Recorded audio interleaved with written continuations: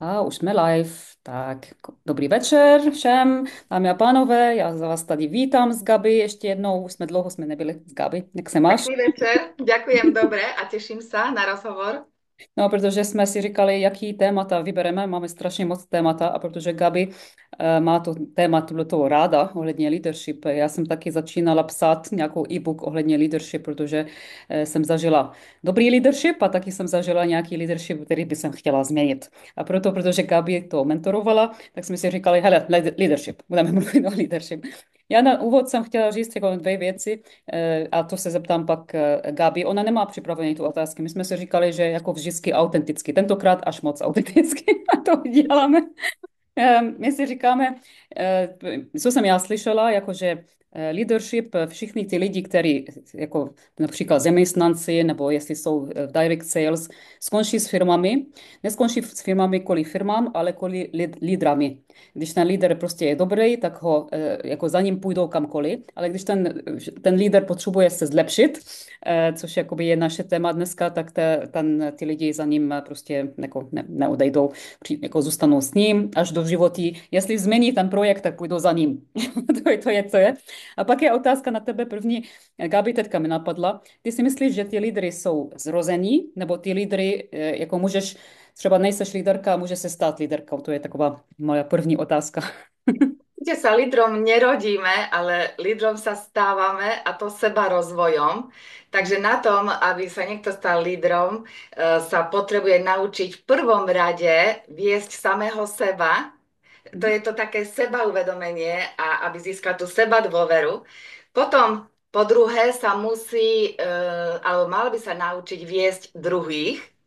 Stále ten líder ide príkladom a potrebuje byť autentický, potrebuje vedieť, kto je a kým sa chce stať, preto a má byť vizionár. Mhm. Áno, čiže toto charakterizuje lídra a na tom potrebujeme pracovať. Ja takisto som mala sen a chcela som byť líderkou. Vedela som, že tí lídri sú tí, ktorí stoja vpredu, ktorí sú speakery, ktorí prezentujú, ktorí majú tie kvality, ale na tom potrebujeme pracovať. Ale pozor, je to ilúzia dokonalosti. Ten líder nemusí byť vôbec dokonalý. Stačí, že má srdce na správnom mieste, že je pozitívny a že mu záleží aj na druhých ľuďoch a samozrejme je tu pre ľudí. Čiže najprv sa naučí viesť samého seba, potom sa naučí viesť druhých a musí prevziať zodpovednosť do vlastných rúk. Potrebuje vedieť riešiť problémy, musí byť proaktívny.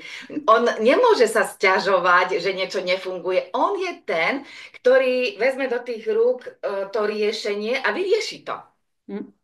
Takisto, keď sa menia trendy, potrebujem, to už je ten názov lídery novej éry, alebo ja som mala mentoringový program pre ženy, podnikateľky, líderka novej doby. A čo to znamená líderka novej doby? To je presne človek, ktorý vie, že doba sa mení, zručnosti sa menia, budúcnosť podnikania sa mení a pracuje na sebe, aby tie nové zručnosti, znalosti získal a takisto, aby získali aj ľudí, ktorých vedie. Pretože vieme, že nové spôsoby získavania klientov sú napríklad zo sociálnych sietí, áno, z online, že čoraz častejšie vlastne a tá budúcnosť podnikania je v tom online svete. Takže ako zaujať, ako proste sa ukázať na tých sieťach je tiež veľmi dôležitá zručnosť a poznanie, ktoré ten líder novej doby vie, že si potrebuje osvojiť. Mně se líbí, co jsi říkala, Gabi, ohledně, že musí jakoby být příkladem tím lidem a taky, že aby cítil. Já mám ráda takovou jako emocionální inteligence, protože to je taková ten soft skills nebo soft dovednost, která jakoby si myslím, že je hodně důležitá a to se pak se ty zeptám tvůj názor na to, protože je to o tom, aby, jak říkáš, ten konflikt prostě vnímal nejdřív jakoby emocionálně a pak jakoby hlavou samozřejmě, zastavil, vzal nějaký nádech a výdech a pak to řešil takovým komunikačním způsobem, aby ten člověk to pochopil. Jako komunikace, to je základ já všeho, jako komunikace, jakýkoliv vztah. s lidma je komunikace a jestli tam je problém komunikační, já si myslím, pak je ten leadership se může být jako takový, jak se to říká, není tak atraktivní, jak by měl být. Tak co myslíš jakoby o té emocionální inteligenci, protože jsou lidi inteligentní, IQ, a jsou to AQ. Takže co myslíš o této vlastnost? Tá je veľmi dôležitá emočná inteligencia a pre lídra by som povedala kľúčová, pretože ten líder, keď nerozumie svojim ľuďom a nie je empatický, tak tí ľudia za ním nepôjdu. Líder musí byť, mal by byť teda pozitívny a vedieť budovať silné vzťahy. Mhm. Proste nielen byť autoritou a inšpiráciou, ale zároveň tí ľudia vedia, že je ich taký pevný pilier, o ktorého sa môžu oprieť, ktorý môžu všetko riešiť a uh, ktorý v podstate ich ukludní.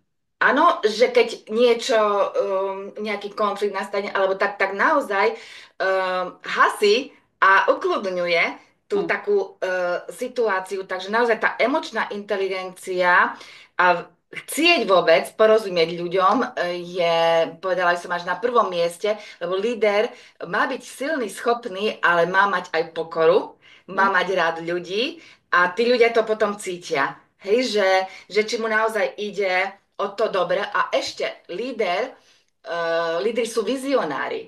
Mhm. Lídri vidia niekoľko krokov dopredu a proste vedia, že keď majú nejaký cieľ, že musia byť vytrvalí a takisto vedú aj ten svoj tým, že vytrvalosť, trpezlivosť a samozrejme konzistentnosť a aktivita. Len takto prídu k výsledkom. Mne sa veľmi páči, neviem, či poznáš pravidlo piatich od Maxwella. On vysvetloval, že keď máme nejaký cieľ, ktorý chceme dosiahnuť, nejakú víziu so svojím tímom, a teraz predstavme si, že to je veľmi hrubý starý strom, ktorý chceme zdolať, ktorý chceme odseknúť, tak jeho neodsekneme naraz, ale vezmeme sekeru a každý deň napríklad 5 krát zatneme do toho stromu a keď ten každý deň vydržíme a 5 krát zatneme do toho stromu, tak za určitý čas ten strom spadne a svoj cieľ, že sme ho zrúbali, dosiahneme. Takže to je tá konzistentnosť tých malých krokov a tá vytrvalosť, že v podstate, ako sa stanem lídrom? Viem, rozhodnem sa pre svoj rast. Zamilujem sa do svojho rastu. Bez toho to nejde. Proste ja potrebujem ten osobnostný rozvoj na sebe najprv um, urobiť, rozvíjať sa každý jeden deň a vtedy som ten líder, za ktorým ľudia idú. Mhm.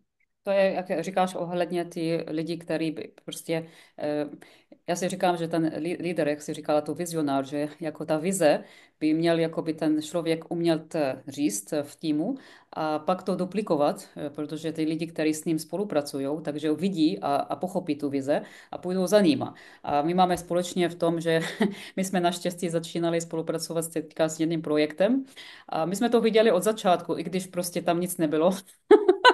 A to bylo jako, já říkám, my jsme kopovali tu budovu, když ještě ta budova nebyla stavěna, to je na mapy, ale my jsme viděli tu vizi ještě, že to vezmeme globálně, tenhle ten projekt. A to je právě to, když ten lídr to cítí, jako vycítí to a může to pak předat dál, tak ty lidi, kteří jako by to taky můžou vidět, který je to vize, tak není ještě hmatatelná, ale my víme a cítíme, že to tam pojedeme, samozřejmě společně, tak to je jako hodně důležitá věc, co jsi říkala.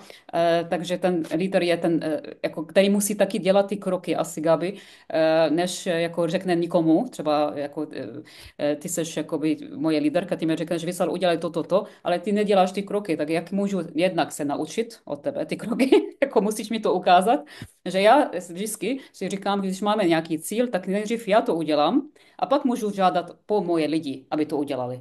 Pak můžu říct, ano, já jsem to udělala, tak račte tady, vidíte, že to jde. Protože tohle to taky jsem zažila. Já teďka můžeme mluvit o nějakých chybě, třeba co ti napadají, že jsem měla jakoby ohledně leadership, který je úžasný, ale zase byl nějaký takový lídr, který on očekával, že budeme něco dělat, ale nic od něho žádný jako prostě aktivita nebyla. On to nedělal. Ano, takže já si říkám, a jak já můžu duplikovat? Naštěstí, já jsem měla jako ty, jsme měli nějaký mentory, který já jako hodně říkám tím lidem, ten mentorship a jsem hodně ráda, co si říkala o ten osobní růst. Protože my jako lídry nemůžeme zastavit růst. Já si nedovedu představit, že by jsem se přestala se učit na sociální sítě, nebo ten leadership, nebo prostě každýho, který je lepší než já. My jsme měli teďka s Gabi úžasný setkávání s nějakým lídrem z Itálie, jestli se na nás dívá, ale on nás nechápe. Ale on je tak humble, tak jakoby úžasný, že Pokorný. pokorný, že já jsem jakoby, se divíte, že takový člověk, který prostě vydělává miliony a on vůbec není vidět, vůbec si nepřitahuje, neřekne si, já jsem tady, já jsem tu. Jo, a tohle pro mě jako je atraktivní. Nevím, co Gabi, co myslíš o tom? Určite. My sme boli tak nadšení z tých talianských lídrov a hlavne Marko bol taký, z neho to išla tá pokora, tá srdečnosť, tá energia a presne sme tam boli aj s dcerou a sme si hovorili, máme sa čo učiť od tých zahraničných lídrov, proste sú príkladom a to je až radosť s takými spolupracovať. Áno, takže moja skúsenosť je, čím väčší líder, tým väčšia pokora, väčšie srdce.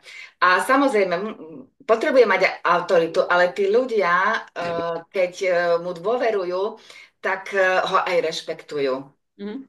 A to je veľmi dôležité, vybudovať si tú úctu a rešpekt.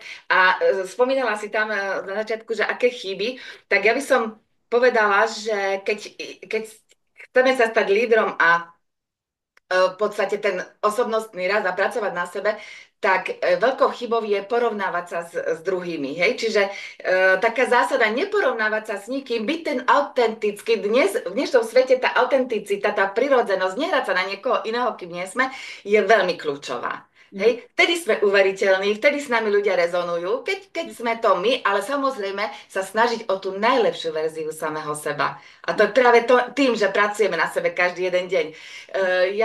Čiže neporovnávať sa s nikým a vedieť svoje silné stránky. Napríklad aj to je veľmi dôležité, že ľudia nevedia, nepoznajú svoje dary a talenty alebo silné stránky a teraz si myslia, že musia vedieť všetko. To Mhm. je omyl. Mhm. Naozaj tie slabé stránky radšej delegujem na iných, aby ma nebrzdili, že až vtedy začnem, keď to bude všetko vedieť dokonale, ale uvedomiť si, čo je moja silná stránka a na tom stavať. A po tretie, naozaj, poprvé, neporovnávať sa s nikým, vedieť svoje silné a slabé stránky a po tretie, investovať do svojho osobnostného rozvoja, tak ako sme investovali my, naozaj čítať veľa kníh.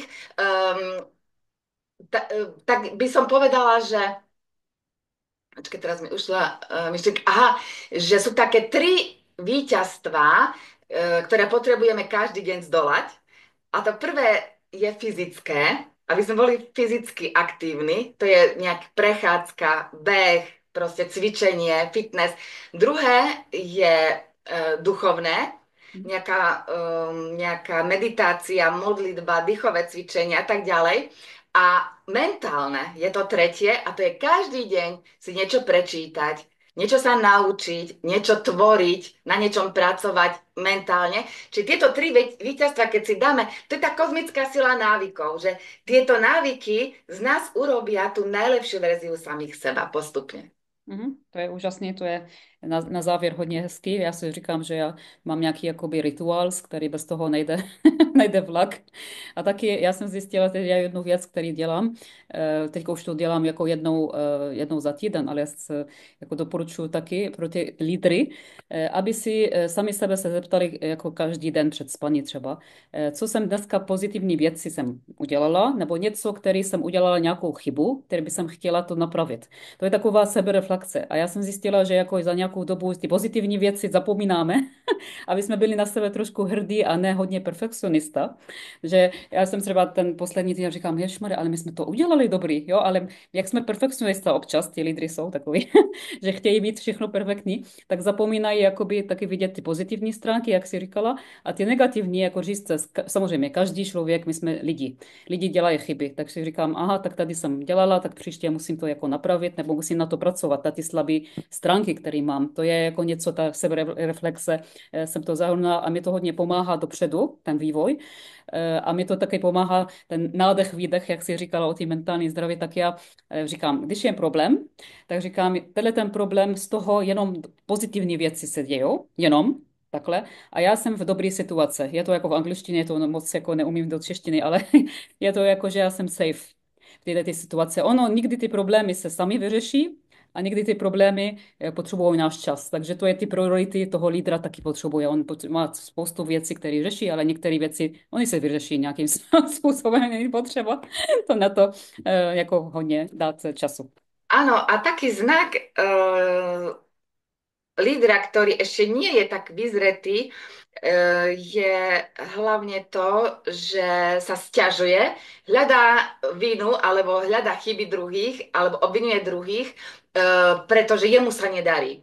Mhm. Hej? Napríklad, že to je preto alebo preto. Ja zvyknem hovoriť, že sú dve veci a to sú výsledky a výhovorky. A musím si vybrať, ktorú z týchto dvoch vecí chcem, lebo keď chcem výsledky, na výhovorky musím zabudnúť. Proste viem, že to je na mne, čo ja urobím, aké výsledky urobím, aj keď sme napríklad v tíme alebo v nejakej komunite, ale beriem zodpovednosť za výsledky do svojich rúk. Je to na mne. Ja na nikoho nebudem čakať, že to urobí za mňa. To je právě, že jsem ráda, že spolupracujeme, protože já říkám, že jak zavřu oči a vím, že Gabi je zodpovědná za celý Slovensko a Evropa, tak, protože jsme podobní v tom. Já si pamatuju, že v bývalé firmě 8 let naspátek jeden lidem mi říkal, já jsem si začala postěžovat, protože já jsem byla na začátku. Říkal, Vysal, jestli chceš nějaký prostě výsledky, tak to nečekaj na nikoho, udělej ten event. Já říkám, já? Event? Já jsem nikdy... No, tak najdi způsob. Já říkám, najdu způsob, jako jak. A já si pamatuju, že jsem to udělala, ten event, tak jsem byla nervózní, že byl nejlepší event v té firmě, pak skončila ta firma, ale já jsem na to pamatuju, říkala, tak jako nikdo jiný než tady není. No. Ne. A já jsem se to naučila, protože já jsem byla ty tři věci, které mám ráda, říkala mi hungry, coachable, willing, že chceme, jsme coachovatelní pořád a chceme prostě do toho jít. Jako udělat cokoliv. Tak jestli jsme takoví, tak si myslím, že ty lídry jako takhle se zrodí. Když... No, a predstav si, že to je tá práca na sebe, že ja som bola obrovská trémistka. Ja som, keď som mala hovoriť pred publikom, tak sa mi triasli kolena, obrovská tréma, vyschla mi v hrdle. Čiže, a som rozmýšľala, ako sa zbaviť tej trémy. No a naozaj, že vieš, ako prekonať strach z niečoho. Udělat to. To je tak, že to robíš, aj Ano. keď máš strach a robíš to dovtedy, kým ten strach nezmizne. Je to tak, A, mě dal ten mikrofon poprvé na jeden event, jeden kolega a říkal, a teď Vysal mluví. On fakt mi to nic neříkal. A já jsem jako takhle třásla a říkám, ahoj, co mám mluvit, nevím. A jsem se smála a pak jsem se uklidnila a jsem šla. A já nevím, co jsem mluvila tehdy, ale to bylo a, takové. a to je to, že my sa nerodíme, hej, proste sú ľudia niektorí, že fakt milujú mikrofón, postavia sa, idú, ale to je skôr výnimka, ja si myslím. Hej, že a ja som introvert povahou, ale už sa učím, aby som nebola introvert na pódiu. A už som prišla do štádia, že to užívam, hej, že už proste rada som za tým, keď dostanem ten mikrofón a môžem niečo povedať. Takže myslím si, že tých 10 rokov seba rozvoja už konečne zbieram to ovocie, ale preto chcem povedať, že tá vytrvalosť, trpezlivosť a práca na sebe a s tou pokorou, že my teraz nebudeme horenosť, lebo sme niečo zvládli, ale práve o to viac vieme pochopiť tých ľudí, ktorí ešte nie sú na tej ceste možno, ktorí práve že začínajú, lebo my sme to takisto mali. Ja od nikoho nečakám, že zrazu bude líder v jednom a všetko bude vedieť. A to ani nie je možné. A práve že to je to, že chceme. To je to rozhodnutie, že aj výjsť z komfortnej zóny, aj proste, aj keď cítim ten tlak a bojím sa, mám ten strach, ale chceme to prekonať. Chceme niečo dokázať a niekým sa stať. Tak to je tá cesta lídra. Tak jsem ráda, že jsme to trošku probrali dneska. Určitě ten leadership je prostě obrovský témata a myslím si, že naše diváky jako můžou taky komentovat, co jako pro nich je ten líder jako hlavně. Určitě tady na nás se dívají hodně lídrů z různých jako typy světa, hlavně Češi, Slováci. Takže vám jakoby přeji hodně štěstí v leadership vaše samozřejmě. Zase budeme společně s Gabi a proto jsme teďka jsme začínali před pár měsíců jeden projekt, který se týká právě vývoj, a aby ten člověk, prostě ten mozek jeho pracoval a hlavně sociální sítě, protože Gabi na začátku to zmínila, že ten líder může být jakoby hodně dobrý a začít vyvíjet sám sebe na sociální sítě jako líder a pak bude mít více ten attraction marketing nebo attention marketing, tomu říkám, zítra mám takový video o tom. A ohledně říkala autenticita, říkala Gabi, to si teďka vzpomínám, co si všechno říkala. Hodně informace jsme teďka, je potřeba se na to podívat.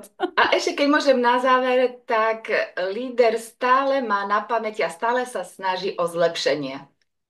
O Tak, zlepšenie atmosféry, o zlepšenie výsledkov, o zlepšenie proste podmienok pre ten svoj tím a naozaj snaží sa vyriešiť každý problém. a to je na závěr, abyste věděli, jak poznáte toho lídra. Tak jo, díky moc, Gabi, a hezký večer pro všechny a A ja ahoj. ďakujem za pozvanie. Ahojte, pekný Ahoj. večer.